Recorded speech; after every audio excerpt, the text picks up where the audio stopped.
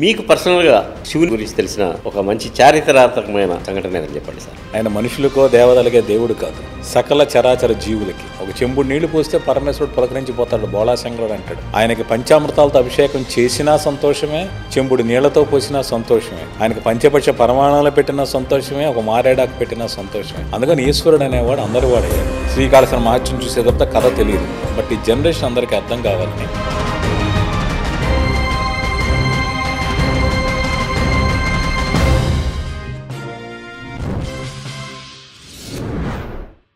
Hi, hello. ఈరోజు మనతో పాటు స్టూడియోలో కన్నప్ప సంభాషణల రచయిత తోట ప్రసాద్ గారు ఉన్నారు.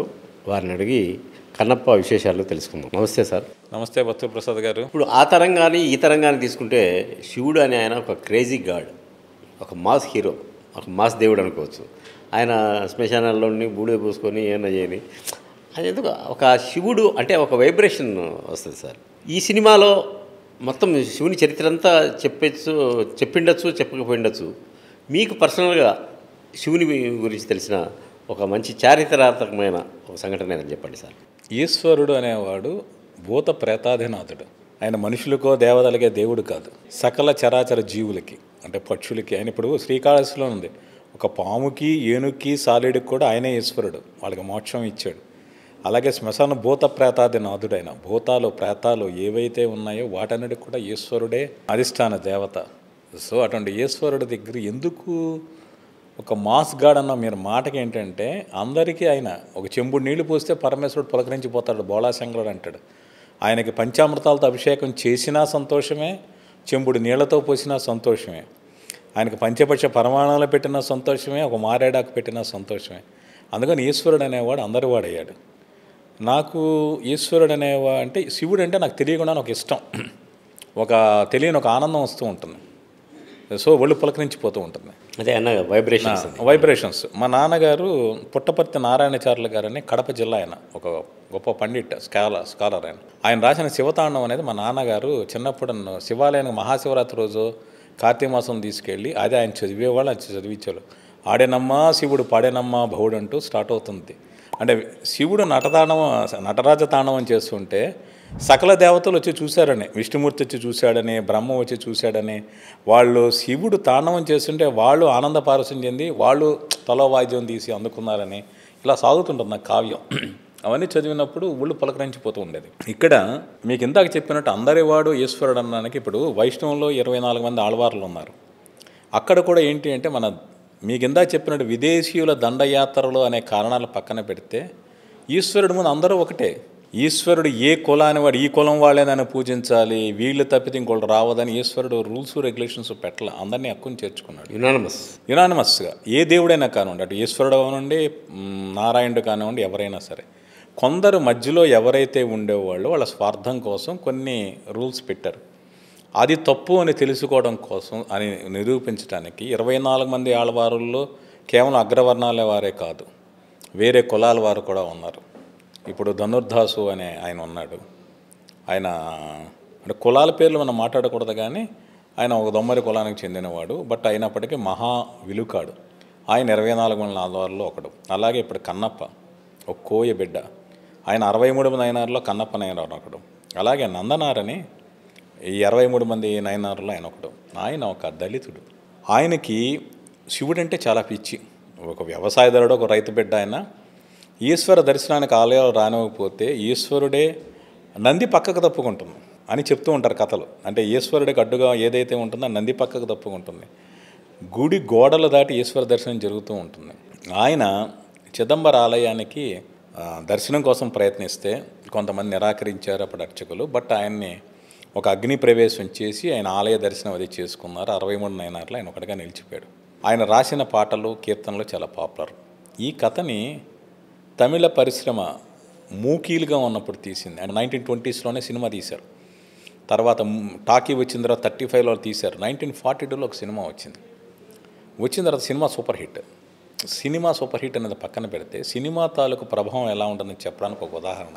మహాత్మా గాంధీ హరిజనులకు కూడా ఆలయ ప్రవేశం కావాలని ఒక ఉద్యమం లేవదీశారు. ఆ ఆలయ ప్రవేశం రావాలని ఉద్యమం లేవదనే కారణం నందనారనే నయనార్ కారణం. ఎందుకంటే ఆయన ఆలయ దర్శనం లేకుండా ఆపేశారు, ఆయన అగ్ని ప్రవేశం చేశాడు విన్న గాంధీజీ చెలించిపోయి హరిజనులు కూడా అర్హులే, వాళ్ళకి ఆలయ ప్రవేశం కావాలని ఆయన ఒక పోరాటం చేశారు. అంటే నేనేది ఒక సినిమా అనేది కేవలం ఏంటంటే ఒక యాక్షన్ హీరోని చూసి జనాలు చంపుతారా లేదా అనేది వాళ్ళ తాలూకు ఆలోచనలో క్రిమినల్ థాట్ రావచ్చు, వైలెంట్ థాట్ పంచం. యోగి వేమన, నాగే గారు యోగి వేమని చూసి బాలయోగి అని అమలాపురంలో ఆయన ఒక సమాధిలోకి వెళ్ళారని చెప్తూ ఉంటారు. ఎక్కడో ఒక 10 కోట్ల మందికి 100 కోట్ల ఒకళ్ళు ప్రభావితం కావచ్చు, ఒక్కళ్ళ ప్రభావితమైనా చాలు. ఇప్పుడు కన్నప్ప సినిమా అనేది ఏంటంటే ఒక స్ఫూర్తి. ఎందుకు స్ఫూర్తి అంటే ఒక కోయబిడ్డ ఒక ఈశ్వరుడు దర్శనానికి తను వెళ్ళాడు, పోరాడాడు, 63 మంది నయనార్లో నిలిచిపోయాడు, తను శివుడి దగ్గరని తీసుకోలే, తనే శివుడికి ఇచ్చాడు. ఇప్పుడు ఒక స్వచ్ఛమైన ప్రకృతిలో పెరిగిన వాడు ఎదుటి వాళ్ళని ఆశించడు, కావాల్సిన వేట సంపాదించి ఉంటుంటాడు తప్పితే ఇంకోటి పెట్టే స్వభావం తప్పితే ఇంకో దగ్గర తీసుకునే స్వభావం ఉండదు. అటువంటి స్వభావం కావచ్చు, అతను చేసిన త్యాగం కావచ్చు, అవన్నీ ఇన్స్పైర్ చేస్తాయి. సో అలాగా ఒక కన్నప్ప నయనారు కావచ్చు, మీకు చెప్పినట్టు నందనార్ నయనారు కావచ్చు, ఇలాంటి చరిత్రలన్నీ కూడా స్ఫూర్తి, ఒక భక్తి మార్గంలో వెళ్ళే వాళ్ళందరికీ స్ఫూర్తి. అంటే కొల్ల తేడాలు లేవు, వర్ణ వివక్షలు లేవు, ఈశ్వరుడు ఏ దేవుడైనా సరే అందరి వాడు, సర్వాంతర్యామి అంటే అన్ని చోట్ల ఉండేవాడు, అందరికీ చెందినవాడు, ఒక్క వ్యక్తి కాదు, ఒకళ్ళ సొంతం కాదు దేవుడు. అది సార్ ఇంకొక ముఖ్యమైన ప్రశ్న అండి, ఈ సినిమా భారీ బడ్జెట్ అని 200 కోట్లు అంటున్నారు, అంత అవసరమైందా సార్ దీని ఈ సినిమాకు? అంటే మీకు ఇందాక చెప్పినట్టు నేను అనేది న్యూజిలాండ్లో 5-6 నెలల పాటు షూట్ చేశారు. అంటే రోజుకి తక్కువలో తక్కువ వేసుకున్న ఇవాళ రేపు ఇక్కడ హైదరాబాద్లో చేసినా కూడా రోజుకి 5 నుంచి 10 లక్షలు ఖర్చు అవుతాయి షూటింగ్ ఎక్స్పెన్సెస్, ఏది ఆర్టిస్టులు టెక్నీషియన్స్ రెమ్యునరేషన్స్ కాకుండా. అటువంటి న్యూజిలాండ్లో దాదాపు 100-150 రోజులు చేశారు. సో ఎంత ఉంటుందో మీరు అంచనాలు వేసుకోండి. అలాగే సినిమాలో ఉన్న క్యాస్టింగ్ కావచ్చు, సినిమాకి అవసరమైన క్వాలిటీ ఇవ్వడం కోసం కావచ్చు. అంటే ఇవాళ రేపు ఒక ఆడియన్ 100 రూపాయలు ఖర్చు పెట్టండి, అది కష్టార్జితం. వాడు అక్కడ లంచాలు తీసుకుంది కాదు, వాడికి రాత్రి ఇంట్లో నోట్లు ప్రింట్ చేసుకుంది కాదు. ఒక నెల రోజులు పని చేశానో రోజంతా 24 లక్షలు పడితే వాడికి డబ్బులు వస్తాయి. ఆ డబ్బులు సినిమాకి ఇస్తా అంటే దానికి ఆ విలువ తగినట్టుగా ఉండాలి, వినోదం, ఒక క్వాలిటీ ఎంటర్టైన్మెంట్ ఉండాలి. వాడిని ఇప్పుడు మీకు అన్నట్టు ఈ సినిమా ఒక 5 కోట్లలో వికారాబాద్ ఫారెస్ట్లో టీవీ ఆర్టిస్ట్ పెట్టి తీసేయచ్చు, కథ బాగుంటే ఆడచ్చు కూడా, నేను కాదనేది లేదు. కానీ వాళ్ళు 100-200 ఖర్చు పెట్టాలంటే మీకు ఖర్చు పెట్టాలని ఎందుకు అనిపించాలి? శివుడి మీద భక్తి, కన్నప్ప కథ తెలుసుకోవాలి, మన చరిత్రల ఆసక్తితో పాటు చూసినంతసేపు విజువల్ గ్రాండియర్ కావచ్చు, ఇంతమంది ఆర్టిస్టుల పెర్ఫార్మెన్స్ కావచ్చు, అవన్నీ ఆడియన్స్కి ఆ సాటిస్ఫాక్షన్ ఇవ్వాలి, వాళ్ళు పెట్టే రూపాయికి తగ్గ ప్రతిఫలం లభించాలి తెర మీద. అందుకోసం ఇంత ఖర్చు పెట్టారు. మీరు ఆల్రెడీ సినిమా చూసింటారు కదా, ఇది ఆ డబ్బులు తాలూకు వాల్యూ కనిపిస్తుందా మీకు? డెఫినెట్గా మీకు ఇప్పుడు చెప్పాను కదా, విజువల్ లొకేషన్స్ ఏదైతేనో ఆ లొకేషన్స్ ఉన్నాయి, ఆర్టిస్టులు కనబడుతుంటారు తెర మీద. అలాగే కొన్ని చోట్ల అవసరమైన చోట్ల సీజీ వర్క్స్ కావచ్చు, అవన్నీ కూడా డెఫినెట్గా మీకు పైసా వసూలు అన్నట్టే ఉంటాయి. అంటే ఇంత ఖర్చు పెట్టారు కదా, అంత రిటర్న్స్ వస్తాయని అనుకుంటారా సార్ మీరు? డెఫినెట్గా అండి. అంటే విష్ణు గారు చాలా ఓపెన్గా చెప్పారు, నా మార్కెట్గా మించి నేను ఎక్కువ ఖర్చు పెట్టాను, బట్ మార్కెట్ గురించి ఆలోచించలేనది. ఇది విష్ణు మంచు గారి మార్కెట్ కాదు, ఇది మన చరిత్ర తాలూకు మార్కెట్. మన తెలుగువాడు కన్నప్ప, రాయలసీమ ప్రాంతం శ్రీకాళహస్తి ప్రాంతంలో కోయబిడ్డ అతని కథ ఇవాళ ఉన్న టెక్నాలజీతో ప్రపంచవ్యాప్తంగా చెప్పే ప్రయత్నం చేస్తున్నారు, ప్రపంచవ్యాప్తంగా చేర్చే ప్రయత్నం చేస్తున్నారు. అంటే సినిమా ఇప్పుడు భక్త కన్నప్ప సినిమా చాలా గొప్పగా తీసినప్పటికీ తెలుగుకే పరిమితమైంది. కన్నడ రాజకుమార్ గారు చేసిన సినిమా తెలుగు కన్నడాల భాషలకే పరిమితమైంది. ఇప్పుడు ఇది కన్నప్ప తెలుగు, కన్నడం, మలయాళం, తమిళం, హిందీ భాషలోకి వెళ్తుంది. రేపు ఇంగ్లీష్లో కూడా డబ్ చేసే ఆలోచన ఉంది, జపనీస్లోకి డబ్ చేసే ఆలోచన ఉంది. సో వరల్డ్ వైడ్ రిలీజ్ కాబోతుంది. మన విష్ణు గారు ఒక ఇంటర్వ్యూలో చెప్పారు, దీనికోసం కొత్త మార్కెట్ క్యాప్చర్ చేయబోతున్నాను. సౌత్ అమెరికన్ కంట్రీస్లో సినిమా రిలీజ్ చేసే ప్లాన్లో ఉన్నారు, ఇంగ్లీష్లో డబ్ చేసి. అంటే అర్జెంటీనా, బ్రెజిల్, చిలీ, పెరుగ్వే, సాల్వడార్ ఇలాంటి కంట్రీస్ ఉన్నాయి. అంటే మనకు నార్త్ అమెరికా కాకుండా సౌత్ అమెరికాలో కూడా ప్లాన్ చేశారు. ఎందుకంటే సౌత్ అమెరికాలో ట్రైబల్స్ ఈ కల్చరు చాలా ఎక్కువ, అందువల్ల వాళ్ళకి ఈ సినిమాని చేర్చాలనే ఉద్దేశం ఒకటి, ఒక భారతీయ సంస్కృతి గురించి చెప్పాలన్న ప్రయత్నం ఒకటి జరుగుతున్నాయి. ఇది ఎంత ప్రపంచవ్యాప్తంగా రీచ్ అవుతుందో మనం వేచి చూడాలి. ఇవాళ రేపు సినిమా నచ్చితే ఆడియన్స్ 2 రోజుల్లోనే 100 కోట్లు ఇచ్చే పరిస్థితి. ఖచ్చితంగా ఈ సినిమా ఒక బిగ్గెస్ట్ నెంబర్స్కి స్కోర్ చేస్తుందని, అచీవ్ చేస్తుందని మేకర్స్ నమ్మకం, పనిచేసిన మాలాంటి వాళ్ళ నమ్మకం, సినిమా చూసిన నాలాంటి ప్రేక్షకుడి నమ్మకం. ఈ సినిమా విడుదలైన తర్వాత ఇంకా అనేక భక్తి సినిమాలు వచ్చే అవకాశం ఉందండి. అంటే ఒక సినిమా హిట్ అయితే ఆ మూసధనులు వస్తాయి కదా, ఈ సినిమా అలాంటి ప్రభావితం చేస్తుందా? డెఫినెట్గా వస్తుంది. ఇప్పుడు బాహుబలి వచ్చిన తర్వాత పాన్ ఇండియా సినిమాలతో ట్రెండ్ ఎలా స్టార్ట్ అయిందో అలాగే కన్నప్ప సినిమా తర్వాత కూడా మన చరిత్ర కథలు, మన సంస్కృతి గురించి, పురాణంలో కథలు, ఇలాంటి భక్తుల కథలు తీసుకుని చెప్పే ప్రయత్నాలు ఖచ్చితంగా జరుగుతాయి. మీ కెరియర్ పరంగా నెక్స్ట్ ప్రాజెక్ట్ ఏంటి సార్? ఇంత పెద్ద భారీ బడ్జెట్ సినిమా, ఓ ప్రతిష్టాత్మకమైన సినిమా చేశారు. What next? అంటే యాక్చువల్గా ఏంటి అంటే విష్ణు గారు నేను ఇందాక చెప్పినట్టు నాకు 8 ప్రాజెక్ట్స్ అండ్ డ్రీమ్ ప్రాజెక్ట్స్ ఉన్నాయి. వాటి తాలూకు వర్క్ ప్యారలర్గా జరుగుతుంది. అది త్వరలోనే షూటింగ్ మొదలు పెడతాయి. సో ఫారిన్ టెక్నీషియన్స్తో పాటు ఒక ఇంట్రెస్టింగ్ కాంబినేషన్స్ సినిమాలు మొదలవుతాయి. వాటి తాలూకు స్క్రిప్ట్ వర్క్ జరుగుతుంది. అలాగే మోహన్ బాబు గారు ఒక డ్రీమ్ ప్రాజెక్ట్, చాలా గొప్ప ప్రాజెక్ట్ ఒకటి ఉంది. అది కూడా వర్క్ చేయమని మోహన్ బాబు గారు చెప్పారు. వాళ్ళు అనౌన్స్ చేస్తారు. సో ఆ సినిమా స్క్రిప్ట్ పని కూడా జరుగుతూ ఉంది. వాటితో పాటు అంటే విష్ణు గారు కొన్ని సినిమాలు ప్లాన్ చేశారు. ఒక బాలీవుడ్ డైరెక్టర్తో ఒక పాన్ ఇండియా లెవెల్లో మల్టీ స్టార్ మూవీ. ఆ సినిమా స్క్రిప్ట్ వర్క్ కూడా జరుగుతుంది. ఈ విష్ణు గారు టీంలో నేను చేస్తున్న పనులు. అలా కాకుండా నా మిత్రుడు యోగేష్ కేఎంసీ అని ఒక దర్శకుడు, ఆయన దర్శకత్వంలో మేమిద్దరం రాసిన స్క్రిప్ట్ ఆధారంగా ఒక సినిమా మొన్న అక్టోబర్లో ఓపెనింగ్ జరుగుతుంది. సంయుక్త మీనన్ హీరోయిన్, హాస్యామూసి రాజేష్ దండా గారు నిర్మిస్తున్నారు.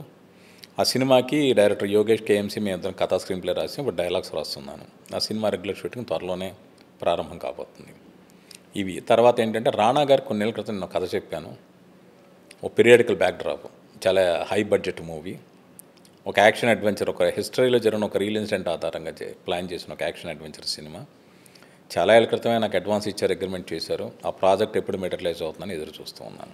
ఇప్పుడు ప్రస్తుతం ఉన్న పరిస్థితుల్లో సినిమా ఎంత బాగున్నా కూడా జనం థియేటర్కి రావడం లేదు. ఈ సినిమా నిజంగా జనాన్ని థియేటర్కి రప్పిస్తుందంటారా? ఖచ్చితంగా అండి. మన రిలీజ్ అయిన ఫస్ట్ లిరికల్ సాంగ్ కావచ్చు, ఇప్పుడు మన రీసెంట్ టీజర్ 2 కావచ్చు, బాగా బజ్ని ఇంకా బాగా పెంచాయి. ఇంకొక విషయం ఏంటి అంటే మీకు తెలుసో లేదు, సామాన్యంగా మార్వెల్ కామిక్స్ లాంటివి బుక్స్ ముందు పబ్లిష్ అయిన తర్వాత సినిమాలు వస్తూ ఉంటాయి. ముందు నుంచి పిల్లలకు కామిక్స్ అంటే చాలా ఇష్టం. అలా కన్నప్ప కామిక్స్ 3 భాగాలు ఎంతో రిలీజ్ చేశారు విష్ణు గారు. సో ఈ తరం జనరేషన్కి అంటే మీరు యూట్యూబ్లో కృష్ణరాజు గారి భక్త కన్నప్పో, రాజకుమార్ గారి శ్రీకాళహస్తి మహత్యం చూసేటప్పుడు కథ తెలియదు. బట్ ఈ జనరేషన్ అందరికీ అర్థం కావాలని కామిక్ బుక్స్ ప్రింట్ చేశారు 3 భాగాలు. ఇంగ్లీష్తో పాటు రీజనల్ లాంగ్వేజ్ తెలుగు, తమిళం, హిందీ, మలయాళం, కన్నడ అన్ని భాషల్లోకి బుక్స్ ప్రింట్ చేసి అన్నీ ఫ్రీగా డిస్ట్రిబ్యూట్ చేశారు. ఇప్పటికే చదివిన పిల్లలందరూ కూడా కన్నప్ప మీద చాలా విపరీతంగా ఎగ్జైట్ అవుతున్నారు. కన్నప్ప వాడిన విల్లు కావాలి, కన్నప్ప వాడిన బాణాలు కావాలి, ఈ కథ ఏంటి, ఆ ఊరు ఏంటి అని అందరూ అడుగుతున్నారు. ఇంకొకటి దాంట్లో ఏంటంటే యూట్యూబ్లో కూడా యానిమేషన్తో 2 వీడియోలు వచ్చాయి. ఇంకో 3వ భాగం కూడా రాబోతుంది. బయట వాళ్ళ దాకా కాదు, నా మనవడు రుద్ర కూడా ఏంటి అంటే చూస్తూ కన్నప్ప నన్ను అక్కడ తీసుకెళ్ళి అడుగుతూ ఉంటాడు. సో ఆ కన్నప్ప బాణం కావాలంటాడు, కన్నప్ప విల్లు కావాలంటాడు. అలా కిడ్స్ అందరూ తెలియకుండా కన్నప్ప మీద విపరీతంగా వ్యామోహాన్ని పెంచుకున్నారు. రేపు పేరెంట్స్ ఈ పిల్లల్ని ఖచ్చితంగా తీసుకెళ్లాల్సిందే. కన్నప్ప సినిమా చూపించి మన కల్చర్ గురించి ఒక భక్తుడు అంటే మనకు ముందు సినిమా చరిత్రని కాదు, పిల్లల్లో ఏమిటంటే మనం పాంపరింగ్ చేసి వాళ్ళ సెల్ఫిష్నెస్ పెంచుతున్నాం. మనం తీసుకోవడమే కాదు, ఇవ్వడం కూడా నేర్పించాలి పిల్లలకి. అలా ఇవ్వడానికి శివుడికే ఇచ్చినాడు, దేవుడికి ఆ దేవుడే మనకి ఇచ్చాడు ఈ భూమిని, ఈ శరీరాన్ని. ఆ దేవుడికే ఇచ్చేలా మన మైండ్ సెట్ ఉంటే పిల్లల్లో కూడా ఒక ఎదుటి వాళ్ళకి ఇవ్వడం, ఎదుటి వాళ్ళతో పంచుకున్న అలవాటు పెంచడానికి సినిమా ఉపయోగపడుతుంది. ఒక యాంగ్జైటీ కాదు, వాళ్ళు ఒక మంచి క్వాలిటీ డెవలప్ చేస్తుంది. ఇంకొకటి ఏంటి అంటే రేపు సమ్మర్ ఫ్యామిలీ అంతా కలిసి చూడాలనుకుంటారు. ఈ సినిమా ఫ్యామిలీ అంతా కలిసి చూసేది. ఇందులో విపరీతమైన వైలెన్స్ ఉండదు, బూతులు ఉండవు. మన చరిత్ర తెలుసుకుంటూ ఆనందంగా ఆ అడవుల్లోకి, ఆ 2వ శతాబ్దంలోకి వెళ్ళిపోయేలా కథాకథనాలు నడుస్తాయి. సో మీరు అన్నట్టు పిల్లలు, పేరెంట్స్తో పాటు ఆ ఓల్డ్ ఏజ్ పీపుల్ కూడా, అంటే మీరు నాలాంటి వాళ్ళే కూడా ఏంటి అంటే అప్పుడే భక్త కన్నప్పని తలుచుకుంటే ఈ కన్నప్పని చూద్దామంటే డెఫినెట్గా వస్తారు అంతే. పైగా ఏంటి అంటే ఎన్నో మల్టీ స్టార్ల కోసం ఒకసారి ప్రభాస్ గారిని చూడడానికి వస్తారు, ఇంకోసారి మోహన్ గారిని, ఇంకోసారి విష్ణు గారిని, మోహన్ బాబు గారిని చూసి ఈ కథ గురించి ఇంకోసారి వస్తారు. అలా రిపీటెడ్గా కూడా ఆడియన్స్ చూసే అవకాశం ఉంది. ఓటీటీలోకి వచ్చేలోగానే సినిమా చాలాసార్లు చూస్తారు. అంటే ఆ మధ్య రిలీజ్ అయిన ఒక చిన్న సినిమా కూడా తెలుగు సినిమా నార్త్ బెల్ట్లో డివోషనల్ బ్యాక్డ్రాప్ ఉంది కాబట్టి ఎంత పెద్ద హిట్ అయిందో మనకు తెలుసు. సో అలాంటి సినిమాల కోసం ఆడియన్స్ ఎదురు చూస్తున్నారు. డెఫినెట్గా ఆ గ్యాప్ని ఈ సినిమా, ఆ వాక్యూమ్ని సినిమా ఫుల్ఫిల్ చేస్తుంది.